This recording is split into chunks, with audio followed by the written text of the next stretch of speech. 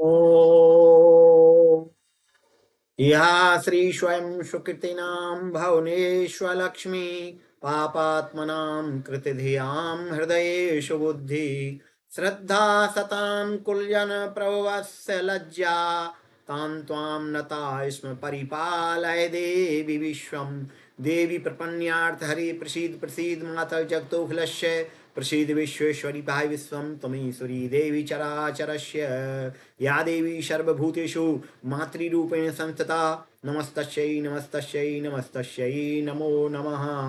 श्रीमद् भगवद गीता के प्रथमाध्याय का अंतिम श्लोक तक कल हो गया था।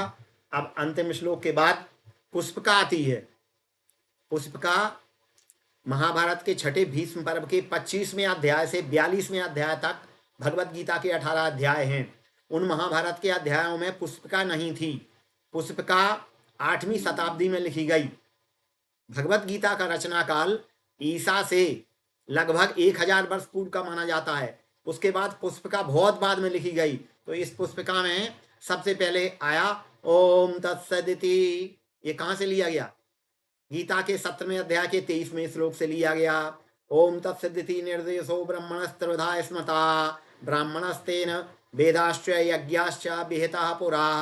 ओम तत्सत, ये 3 नाम ब्रह्म के नाम है। ब्रह्म 3 प्रकार का कहा गया है, त्रिविध ब्रह्म। इसलिए ओम तत्सत, यह 3 प्रकार का ब्रह्म। ओम से ब्रह्मवादी ब्राह्मण, जो ब्रह्म को जानने वाले ब्राह्मण उत्पन्न हुए। तत् वेद, और सत मन सत यज्ञ, यज्ञ सत है। यज्ञो वै विष्णु, यज्ञ सत है। इसलिए ओम तत्सदिति ये गीता का यज्ञ ज्ञान यज्ञ है। तो ज्ञान यज्ञ की पूर्णता पर ओम तत्सत का उच्चारण किया जाता है। ये नियम है 17वें अध्याय के 23वें श्लोक में। इसलिए ओम तत्सदिति लिखा गया। श्रीमद् भगवद गीता उपनिषत्सु, भगवद गीता उपनिषद ही है। उपनिषद माने वेदों के अंतिम भाग को उपनिषद कहते हैं। उपनिषद का अर्थ है उप धन नी धन सद। उप अर्थात समीप, नी माने ले जाना, सत परमात्मा के समीप ले जाने वाले जो ग्रंथ हैं, आत्मा को परमात्मा से मिलाने वाले जो ग्रंथ हैं, उनको उपनिषद कहा जाता है। तो गीता उन्हीं में से एक है, इसलिए उपनिषत्सु। गीता उपनिषद ही है। गीता पर महाभारत का प्रभाव तो है ही, क्योंकि वो उसका अंश है, लेकिन उपनिषदों का पूरा प्रभाव है। उपनिषदों के शब्द, अनेक शब्द मिलते हैं, श्लोक से श्लोक मिलते चले जाते हैं। ये हम अपने शोध कार्य में, जो मैं गीता का ग्रंथ लिख रहा हूँ एक, उसमें बता रहा हूँ कि महाभारत के और उपनिषद के जो शब्द हैं, जो वो सब किस प्रकार से गीता में कौन कौन कहाँ कहाँ आए हुए हैं। कुछ तो उपनिषद के ज्यों के त्यों श्लोक, सेम श्लोक गीता जी में रखे हुए हैं। वो सब चीज शोध का विषय है। तो ये उपनिषद ही है। इसके बाद ब्रह्म विद्यायाम क्या संज्ञा दी? ब्रह्म विद्या, ब्रह्म अर्थात आध्यात्म। यह अयम आत्मा ब्रह्म, अध्यात्म विद्या ही ब्रह्म विद्या है। गीता अध्यात्म विद्या है। इसलिए भगवान ने कहा अध्यात्म विद्या विद्यानाम, विभूति योग में कहा अध्यात्म विद्या विद्यानाम, विद्याओं में मैं अध्यात्म विद्या हूँ, अध्यात्म को जानने की विद्या। इसलिए गीता अध्यात्म विद्या अर्थात ब्रह्म विद्या है। योग शास्त्रे, और योग शास्त्र, सबसे पहले तो ये समझिए शास्त्र क्या होता है।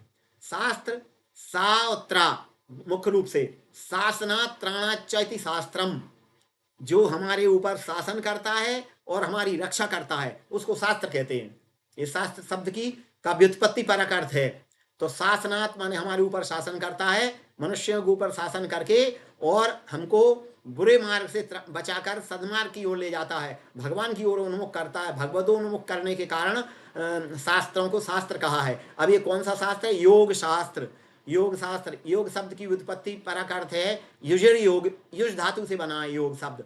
युजुर योगे, एक व्युत्पत्ति परक उसकी धातु का है योग। योग के लिए युजुर योगे, युज धातु से योग कराती है वो, आत्मा का परमात्मा से योग कराने के कारण इसको योग शास्त्र कहा गया है। तो ये योग शास्त्र है। इसके बाद कृष्णार्जुन संवादे, इसमें भगवान श्री कृष्ण का और अर्जुन का संवाद है। गीता संवादात्मक ग्रंथ है। गीता में संवाद दो तो प्रत्यक्ष चल रहे हैं, सब जानते हैं। धृतराष्ट्र का संजय का संवाद, अर्जुन का भगवान श्री कृष्ण का संवाद, दो संवाद प्रत्यक्ष हैं। लेकिन एक संवाद अप्रत्यक्ष भी है, परोक्ष भी है एक संवाद। वो कौन सा संवाद है? व्यास के शिष्य हुए वैशंपायन, वैशंपायन को भी व्यास का दर्जा था, और परीक्षित के पुत्र हुए जन्मेजय। तो वैशंपायन जन्मेजय का संवाद चल रहा है, वैशंपायन जन्मेजय का परोक्ष रूप से संवाद चल रहा है महाभारत में।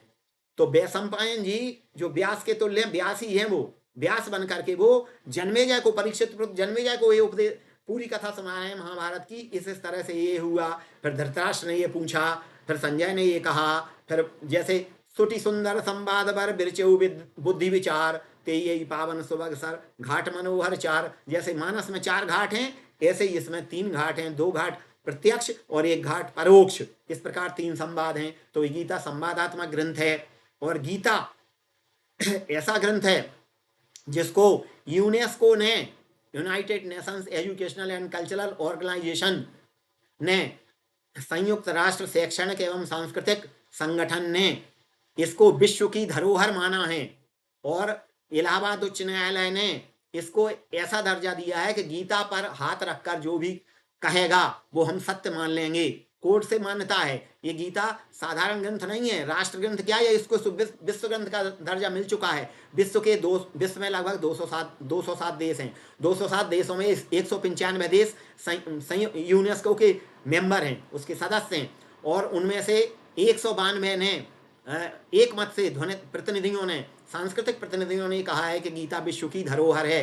तो गीता एक वैश्विक ग्रंथ है और ये संवादात्मक ग्रंथ है। इस संवादात्मक ग्रंथ में अब प्रथमाध्याय का क्या नाम, अर्जुन विषाद योग। अर्जुन को विषाद हुआ, लेकिन वो योग क्यों बन गया कि उसने भगवान से जोड़ दिया, भगवान के सामने अपना शारीरिक मानसिक आध्यात्मिक दुख कहा।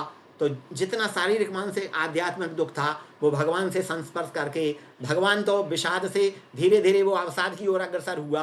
अवसाद से फिर वो अवसाद प्रसाद में बदल गया। बीच में मोह था, वो मोह से विषाद हुआ, क्योंकि मोह सकल व्याधिन कर मूला, समस्त व्याधियों का मूल मोह, ममत्व या ममता ही है। तो इस मोह को बीच में 11वें अध्याय के पहले श्लोक में कहा है अर्जुन ने, मोहोयम विगतो मम। जब भगवान ने अपना विभूति योग बताया तो कहा मेरा मोह धीरे धीरे जा रहा है, अभी नष्ट नहीं हुआ पूरा। मोहोयम विगतो मम, और नष्ट कब हुआ है देखिए, प्रथम अध्याय का और अष्टादश अध्याय का संबंध है, क्योंकि अष्टादश अध्याय में निष्कर्ष होता है। तो प्रथम अध्याय में जो बातें आई वो अष्टादश अध्याय में तो भगवान ने पूछ लिया, कश्चित ते अज्ञानम प्रनष्टस्ते धनंजय, ये तुम्हारा क्या अज्ञान मोह रूपी, कश्चित अज्ञान मोहस्ते प्रनष्टस्ते धनंजय, तेरा मोह रूपी अज्ञान या अज्ञान जो है वो मोह से हुआ, मोह जनित अज्ञान क्या दूर हो गया। तब अर्जुन ने कहा नष्टो मोहा स्मृतिर्लब्धा, मुझे मेरा मोह नष्ट हो गया, मुझे स्मृति की, अपने स्वरूप की स्मृति हो गई कि मैं देह नहीं हूं, मैं देही हूं, मैं आत्मा हूं, मुझे आत्मज्ञान हो गया। तो तात्पर्य ये कि गीता विषाद और प्रसाद से, विषाद और अवसाद से, डिप्रेशन से प्रसाद की ओर, प्रसाद क्या है, प्रसादस्तु प्रसन्नता, प्रसन्नता ही प्रसाद है। तो ये गीता रूपी शास्त्र विषाद और अवसाद से होकर प्रसाद तक ले जाने वाली अंतर यात्रा है, भीतर की यात्रा है। स्वामी अलगानंद जी महाराज ने तो ये कहा है कि ये गीता बाहर की नहीं है, कुरुक्षेत्र ठीक है बाहर है, भौगोलिक है, वो सही है, बात ऐतिहासिक है, पर हमारा हृदय ही कुरुक्षेत्र है, हमारा अंतःकरण ही कुरुक्षेत्र है। उसमें आज भी युद्ध चल रहा है, दैवी शक्तियों और आसुरी शक्तियों के बीच, दोनों में युद्ध चल रहा है। इसलिए प्रथम अध्याय से हमको संदेश मिलता है कि धर्म क्षेत्रे कुरुक्षेत्रे, हमारा जो क्षेत्र है, इदं शरीरम कौन्तेय क्षेत्र में त्यभिधीयते, इस शरीर रूपी कुरुक्षेत्र को धर्म क्षेत्र बनाए हम, इस शरीर रूपी कुरुक्षेत्र को हम धर्म क्षेत्र बनाए, तभी काम चलेगा। और धर्म ही हमको, पर धर्म ही हमको भगवान से मिलाएगा। इसलिए अपने स्वक्षेत्रम धर्म क्षेत्रम कुरु, अपने क्षेत्र को धर्म क्षेत्र बनाओ, ये मैसेज मिलता है धृतराष्ट्र के कथन से। दूसरा उनके कथन से हमको क्या संदेश प्राप्त होता है, क्या शिक्षा मिलती है कि माम कहा, ज्यादा ममत्व न करें, अपना अपना ही न देखें, दूसरों को साथ लेकर के चलें, वसुधैव कुटुंबकम की भावना रखें, वासुदेवा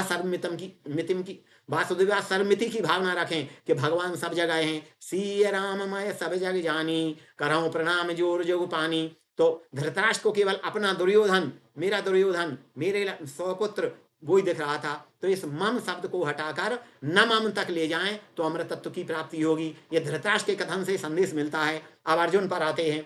अर्जुन श्रेयकामी है, अर्जुन भौतिक संपत्तियां प्रिय नहीं चाहता, भौतिक समृद्धि नहीं चाहता। अर्जुन आध्यात्मिक समृद्धि चाहता है, इसलिए आध्यात्मिकता की ओर हम अग्रसर हों और अपना जिस प्रकार का भी शारीरिक मानसिक क्लेश हो, जो शोक मोह आदि हो, वो भगवान के सामने मानसिक रूप से निवेदन करें, तो भगवान उसको धीरे धीरे मोह हटा करके हमको प्रसाद तक ले जाएंगे। ये प्रसाद की ही अंतर यात्रा है। ये हमको अर्जुन के कथन से शिक्षा मिलती है। अर्जुन अर्जुन जीव है। अर्जुन जिस प्रकार मानस में राम ब्रह्म, जीव लक्ष्मण, सुग्रीव भी जीव है मानस में, ठीक इसी प्रकार भगवान कृष्ण ब्रह्म है और अर्जुन जीव है। तो हम भी आज अर्जुन हैं। जो अर्जुन को मोह हुआ वही हमको, नारद जी को हुआ था वही मोह। पुनि नारद कर मोह अपारा, तब भगवान ने नारद जी का मोह निवृत्त किया। इसी प्रकार भगवान ने गीता में, ये गीता भगवान का ग्रंथावतार है। गीता कोई साधारण नहीं है, साधारण ग्रंथ नहीं है। इसकी जयंती मनाई जाती है। मार्गशीर्ष शुक्ला एकादशी को इसका प्राकट्य हुआ था, उस दिन इसकी जयंती, गीता जी की जयंती मनाई जाती है। किसी भी ग्रंथ की जयंती नहीं मनाई जाती, क्योंकि गीता तो भगवान की वांगमयी मूर्ति है। गीता जैसे द्रौपदी के चीरहरण के समय भगवान ने वस्त्रावतार लिया, ठीक इसी प्रकार से गीता का अवतार, गीता ग्रंथ नहीं, गीता अवतार ही है। गीता भगवान का ग्रंथावतार है, गीता भगवान की वांगमयी मूर्ति है। तो भगवान का ये अवतारण कब हुआ? जब अर्जुन को मोह हो गया और वो भगवान की चरण शरण में पहुंच जाने को हुआ। उसने गांडीव एक तरफ रख दिया, बाण रख दिए और भगवान की शरण में आ गया। तब शरण में आएगा अभी थोड़ा, मतलब लेकिन आधा तो आ चुका है। कह दिया कि प्रभु मैं नहीं कर पाऊंगा, उसको पाप लगने का ज्यादा डर है। अहो बत महत पापम कर तुम व्यवशता भयम पापम एवाश्रय दशमान हत्वई आतताई नहा। पाप से डर है। तो इस पाप का उन्होंने बाद में कहा है 1866 में, अहं तो सर्व पापेभ्यो मोक्षयिष्यामि मा शुचः। भगवान ने कह दिया कि तुझे पाप का डर है तो मैं तुझे सब पापों से मुक्त कर दूंगा, लेकिन तू एकमात्र मेरी शरण में आ जा। तो ये कितनी दिव्य शिक्षाएं हमको भगवत गीता से मिलती हैं कि हम धृतराष्ट्र से ये शिक्षा लें कि अपने हृदय आंगन को, हृदय क्षेत्र को धर्म क्षेत्र बनाएं और मम की भावना न रखें, न मम की भावना रखें। अपना दुख भगवान के सामने निवेदित करें तो ये विषाद ही मोह बन जाए। मोह से विषाद बना और विषाद से नष्ट होकर प्रसाद में परिवर्तित हो जाएगा और हम प्रसाद की ओर अग्रसर हो जाएंगे। और भगवान से जोड़ने के कारण ये अर्जुन विषाद योग कहलाया। अर्जुन का विषाद भी योग बन गया। इतना कह करके इनसे हम ये सारी शिक्षाएं धृतराष्ट्र के कथन से, अर्जुन के कथन से लेकर और व्यास जी के कथन से लेकर सारी शिक्षाएं लेकर हम भगवान की ओर अग्रसर हों। अपने किसी भी प्रकार के सांसारिक विषाद को भगवान से निवेदित करें तो वो प्रसाद बन जाएगा, प्रसाद की प्राप्ति हमें हो। इतना कहकर मैं अपने श्री चरण भगवान के श्री चरणों में अपनी बाग पुष्पांजलि सादर समर्पित करता हूँ। श्री कृष्णार्पणमस्तु।